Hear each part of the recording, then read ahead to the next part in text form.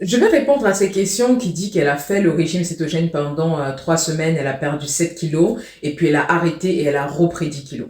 Alors déjà, je compatis à la situation, je sais que c'est extrêmement frustrant, mais c'est aussi tout à fait normal parce que si on reprend un peu la logique, tu as eu une hygiène de vie qui t'a amené à prendre du poids.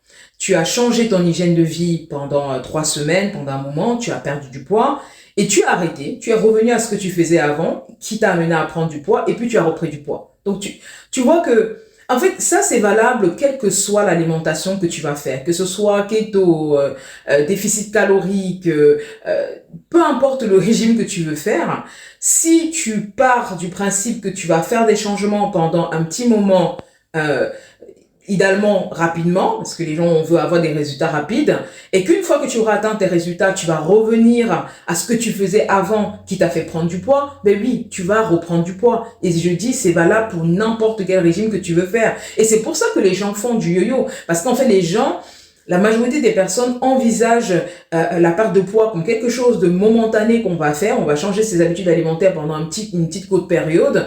Et après, une fois qu'on a atteint le résultat, bon, plus ou moins longue, hein, dépendamment du poids qu'on a à perdre. Et une fois qu'on atteint les résultats qu'on veut, eh ben, on va arrêter et on va revenir à ce qu'on faisait avant.